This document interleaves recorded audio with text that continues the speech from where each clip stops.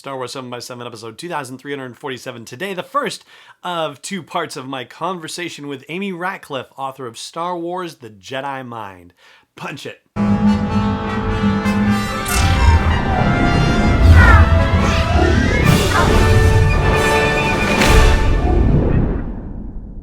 Hey Rebel Rouser, I'm Alan Voivod, and this is Star Wars 7x7, your daily dose of Star Wars joy, and thank you so much for joining me for it.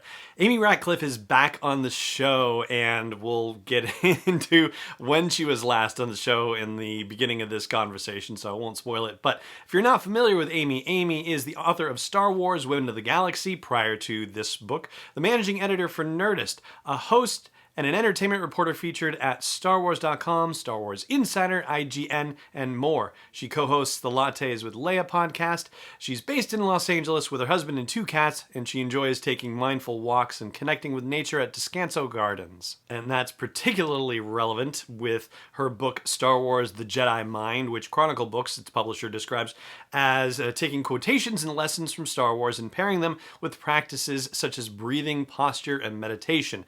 It goes on to say the Jedi Code is focused on peace, knowledge, serenity, and balance, principles that readers can engage in their own lives, and the philosophical tenets are applicable not just in the galaxy far, far away, but also in our own galaxy here and now. And that is going to form the basis of my conversation with Amy over these next two episodes. One quick reminder before we dive in about toysfortots.org. Check them out at toysfortots.org. The Marine Toys for Tots Foundation is working to give toys to children in need in hundreds of communities across the U.S. and in the Virgin Islands and Puerto Rico and other locations. They have done wonderful work over the years, and you can find a local organization working with the National Toys for Tots organization to support by going to toysfortots.org. And now, without further ado, the first part of my conversation with Amy Ratcliffe, author of Star Wars, The Jedi Mind. Amy Ratcliffe, thank you so much for joining me on Star Wars 7x7. How are you today? I'm good. Thank you, Alan. Thank you for having me back. I was trying to think the last time we talked, and oh my gosh, 2017 maybe, around right? Celebration Orlando? Celebration? Yeah, I was thinking Celebration, and I was like, I don't think it was Chicago, so yeah, Orlando. Yeah, I think we were like strangers in the night passing each other at Orlando, or not Orlando, Chicago. Now I'm going to get all mixed up. Yeah, I saw you walking by as I was walking by in Chicago, but yeah. Oh, it's so nice to be chatting with you again. Likewise, and it's nice to connect with people about, there's a lot going on in the world, so it's just kind of nice to talk about Star Wars and take a little break from all that. Absolutely. And the last time we were just talking about your hosting duties at Orlando, but this time we actually get to talk about a book that you wrote, which is not actually even your first Star Wars book. And that's really exciting on so many levels, because not only did you write one, but apparently they thought, that was so awesome, we have to have her write another one. So that's fantastic, and congratulations. Thank you. I was really excited, especially with this book. I got to work with Chronicle again, who I also worked with Women of the Galaxy. So it was that feeling of like, oh, good, I didn't screw it up the first time. So Women of the Galaxy, of course, was the first one, and we are here to talk about The Jedi Mind, which came out earlier this year. So what can you tell our listeners about the genesis of this particular project?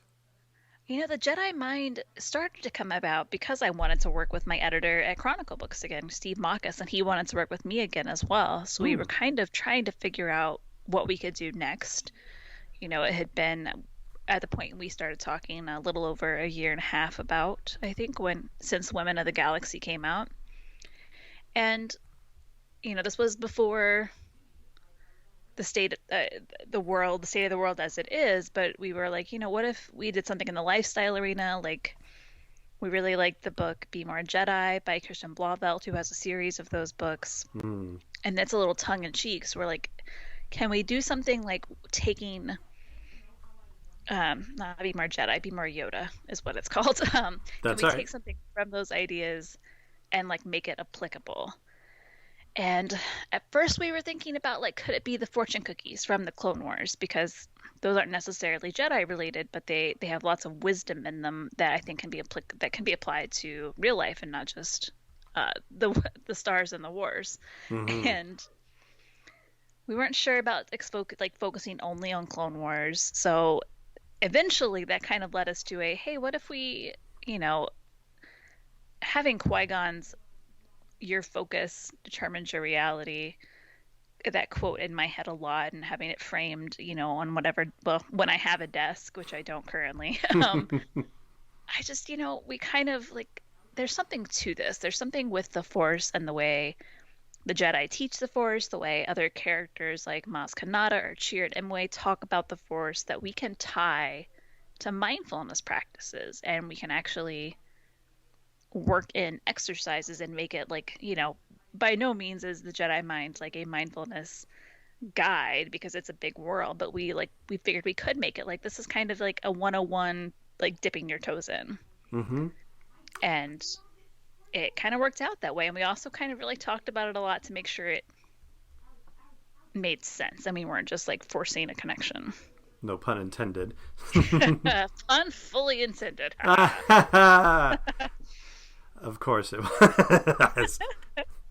So I think you've kind of touched on one way of looking at this next question, potentially, in talking about a lifestyle kind of book. But just as somebody who's written and spoken extensively about Star Wars, I think this is maybe a little bit different from the kind of writing that you've done in the past. What would you say was different for it about it for you? Whether it challenged you in a particularly different way, or excited you in a different way, or allowed you to go further with Star Wars than you've had to go in the past? Yeah, it was, specifically in relation to Star Wars, it's that line that I kind of had to walk with Women of the Galaxy, but a little more so, where we wanted to set the tone, like we're using Star Wars quotes for every exercise, and I wanted to give context for those quotes, but it was a struggle to set the context and tie it to a mindfulness practice without making it like, here's a paragraph with a bunch of details that happened around this quote, but you don't really, because I'm always in favor of, like, especially with my day job and like entertainment reporting, I want to give you as many details as possible. Mm-hmm.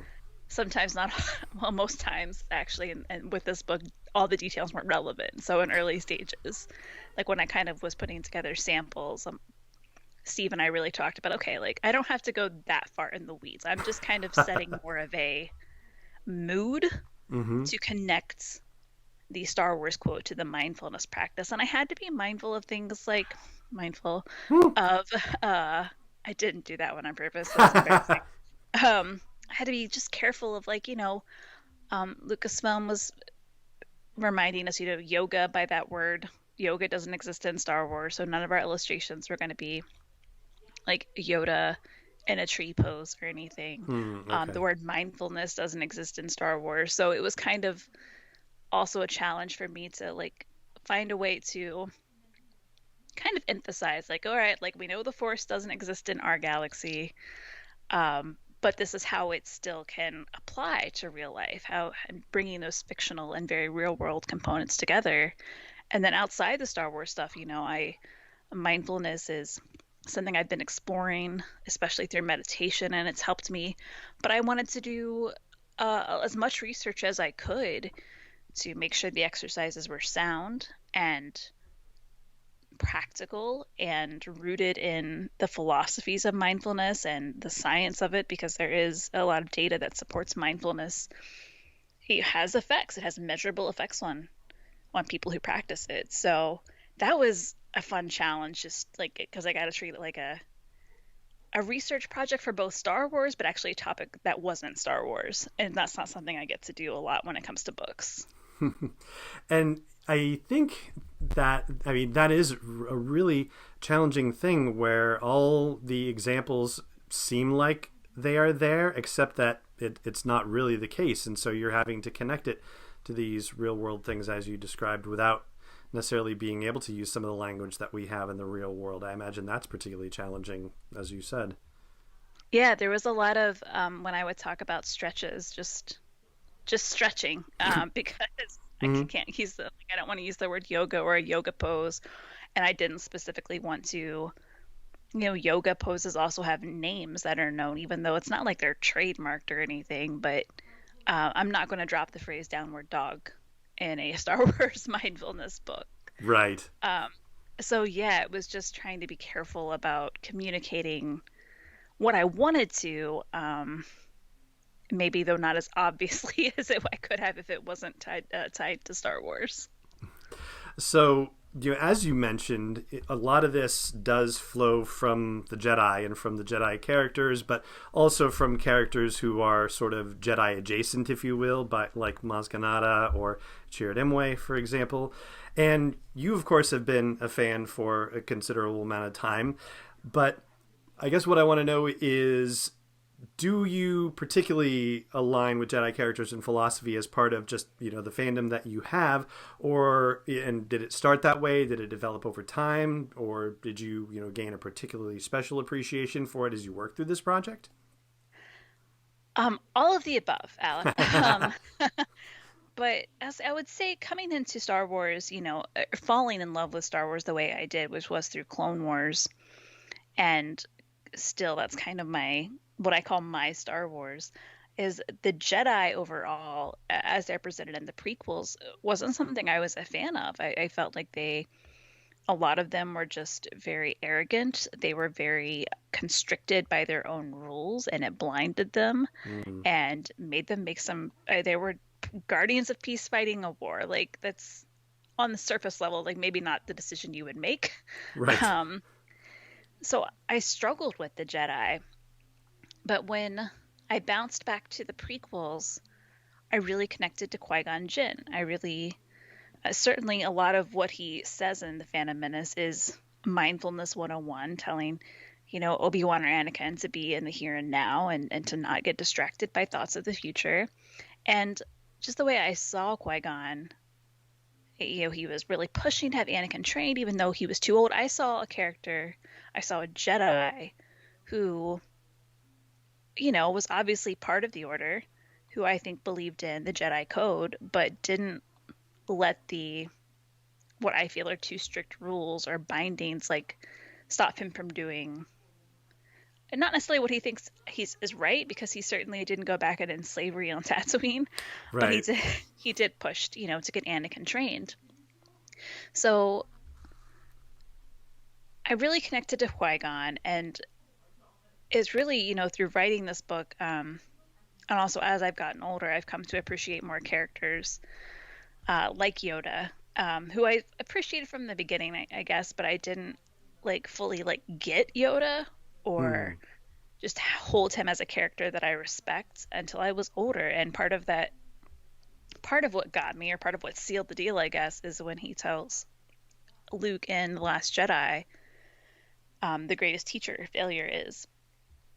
And that quote just smacked me in the face, because I think as a society we kind of teach that failure is this bad, horrible thing you should be ashamed of, when we all make mistakes all the time, and that's part of growing, and it's not going to be a good time, but you're probably going to learn from it. So I guess came to listen to Yoda more, and pay more attention to his teachings. I was a little like Luke in The Empire Strikes Back before, and just all right, I got to get onto my lightsaber battles, and I can't wait to get to Cloud City and see Leia's outfit. Like, I get it, Yoda, but um and then the more that I researched this book, I just, pulling quotes, and kind of digging into the way that maybe the Jedi weren't really great in the prequel era about how they interpreted everything, and how they just operated on a day-to-day basis, but there's a lot of wisdom there, and a lot of wisdom that can carry over to real life. And it certainly makes all the sense in the world, because at least part of the Jedi philosophy is based on Eastern religion, and mindfulness, kind of as we know it, comes from a Buddhist monk named Thich Nhat Hanh. And it's yes, of course, these things all go hand in hand. Well, since you're mentioning mindfulness, let's talk about that a little bit, because that concept is, of course, woven throughout the book.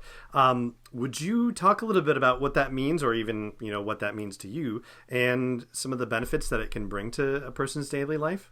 Oh, absolutely. Mindfulness is a gift, or it has been for me, but it's very much about being in the moment and being present. And that can mean anything from taking a nice mindful walk without having your phone out, without having like notifications buzzing on your watch, and just paying attention to like what does the ground feel like as my shoes hit it? What do I smell in the air around me? What kind of temperature, like what am I feeling against my skin? And or it can be I'm going to focus on a task, say writing. I'm going to turn off, which is something I do when I'm writing. I turn off or I put my phone in airplane mode, and like I usually use it for music though with my headphones. So I'll put it in airplane mode, start my music, and then put my phone face down like under a pillow or something. Yeah. um, Whatever you got to do, and if it's something I can write without like, if I'm not just flipping to the internet for research constantly, I'll like disconnect my computer from the Wi-Fi so I can just focus and not let a million distractions get to me. Or it's, a little more complex, like um, meditation has really helped me become more mindful and kind of aware of how I'm feeling. And when I can start to feel, or the more I practice, I can start to feel like, all right, your cheeks are getting like a little hot and tingly. That means you're probably about to get really stressed about something or really upset. Let's just take a moment and recognize that it's happening Mm. and not get bogged down in it and not spend the next 2 hours or day or whatever it is, like letting this like completely sidetrack me and throw me off. And it really helps me with not having like, I'm still going to have the knee jerk reactions, but it is that, okay, I can know that I'm having it and I'm not going to spiral off into into, um, there's a word, I'm not thinking of it, but a spiral off basically into going to be a waste of time and emotions when I don't even know the outcome of something that's going to happen. But I'm just feeling in this moment so strongly about it because it's so easy. I mean, not that of course, I still do it. Like mindfulness helps and meditation helps, but it's really just easy to wonder about the future. Mm-hmm. You don't have any control over it. And wondering probably isn't really going to do you a whole lot of good. Or thinking about something you've already done that you can't go back and change. So that was a really long, rambling answer, but mindfulness is about being in the here and now, and that can the benefits of that of just not letting yourself get caught up in the various anythings. It's just kind of like, okay, this thing's happening. I'm doing this thing now, and I'm letting it go. Is just such a helps so much with stress and anxiety for me. And judging by like data I've seen from research and things, it helps a lot of people. And the wonderful thing about it, mindfulness, is there's so many ways. You don't need extra equipment to practice it. There are so many ways to practice it. And that's what I hope the book is kind of like a sampler platter that people can try different exercises and see what might work for them. Yeah, it really is. And that's, one of the many wonderful things about the book is that it, offers conceptual stuff in terms of ideas and how certain characters and situations apply to them, but it also has the practical. And you even shared some of that with mindfulness and, going out on a walk and putting your phone away, turning off the notifications, smelling the air, or trying to be more aware of the ground underneath your feet. Having the practice sidebar and activity suggestions, I really think grounds the book in a very useful way. Thank you. I love hearing that. And that was definitely something we wanted to make it. We did want to talk, of course, about the concepts of it and how the Force and the way they talk about the Jedi talk about the Force can relate to mindfulness, but having that element of like, here's a thing you can try and see if you like, because I don't think every exercise is going to be for everyone, but I hope that even if you can find one thing, like whether it's something really simple like a gratitude journal, or and also I know meditation isn't for everyone either, so I wanted to make sure to include a lot of things that weren't meditation. And I hope people find at least one thing that they're like, yeah, this makes me feel better. Oh yeah, there are dozens of potential opportunities for a person to try out in the book, which is terrific.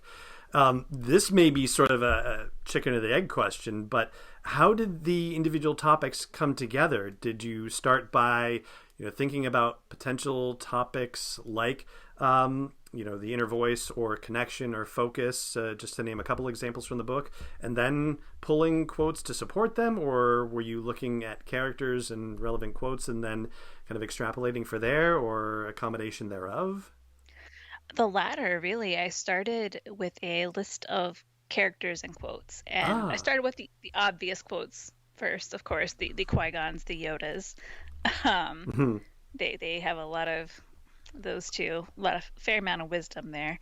And I looked at Ahsoka, and then I, tried to, of course, Ahsoka's from the animated series, but anytime I write about Star Wars, I try to make sure I'm not only pulling from the films, and I try to look at animated series and books and comics when I can. So once I kind of had like the obvious things on paper, I tried to think about, okay, what could I include from the sequel trilogy? Is there a way to work Finn in there? Because we kind of know he's force sensitive, but that didn't really get obviously stated, and I would really like to have that just as an obvious thing in the book. Yeah. And then I'm like, what about Bendu? I'm pretty sure Bendu has some worthy things to say from Star Wars Rebels. Mm-hmm. And so I made this massive list in a spreadsheet. I love using spreadsheets to organize like my schedules and just my material and everything when I'm writing. And once I had that list, I made a separate list of mindfulness exercises that I thought, I could condense into, because it's a cute size book. It's a gift size book. Mm-hmm. So I wasn't going to have a mindfulness practice that was 2 pages long. um, so I was trying to think, okay, what mindfulness practices can I condense into a handful of bullet points and get it across and make it a complete A to B exercise. And then I kind of did a matching game after I had that big list, kind of. And some of them, like it was, as soon as I read about forest bathing, which is this incredible practice that started in Japan and they have done amazing things with it in Japan. But I was like, that's got to be like Yoda's luminous beings quote. Mm-hmm. Like that's perfect. So I went through and like just kind of did a copy paste matching game of like, okay, this exercise makes sense with this quote. And I don't know, like I wrote them that way, and then I think I'm trying to remember if I think my editor did a little reshuffling, like as far as the order, Mm-hmm. once they were all done. But I found that was it was a really the most enjoyable. Like the writing process is hard for me. I struggle with it. But writing the Jedi Mind after I like making those lists was great. Like every part of it was just really enjoyable, and I don't want to say easy, but it's the easiest time I've had researching and writing a book.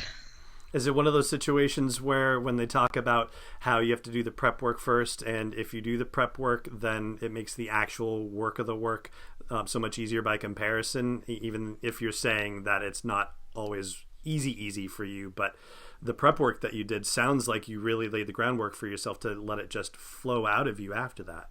Yeah, I think you're 100% on the nose. Like I researched for I think months, and just by virtue of timing and the way the world works, by the time it was like my deadline was, we had a deadline, first of all. I was recovering from a major surgery, so I was home on the couch and couldn't really do a lot anyway. And so I think it was just like having all that research in my mind and in my pocket and on my computer, and having the gift of focus because I couldn't really do a lot otherwise. And it's the only book I've ever turned in early. I'm very much I will turn this on the day it is due and not a second sooner. But this one I turned in like a week early. I was really proud. Wow, that's awesome. All right, we're going to pause the conversation there and pick up the rest of it tomorrow. It just remains for me to say thank you so much for joining me for this episode, as always, and may the Force be with you wherever in the world you may be. Star Wars 7x7 is not endorsed or sponsored yet by Lucasfilm Limited, Disney, or 20th Century Fox, and is intended for entertainment and information purposes only. Star Wars, the Star Wars logo, all names and pictures of Star Wars characters, vehicles, and any other Star Wars-related items are registered trademarks and/or copyrights of Lucasfilm Limited or their respective trademark and copyright holders. May the Force be with them. All original content is copyright 2020 by Star Wars 7x7. We hope you love it.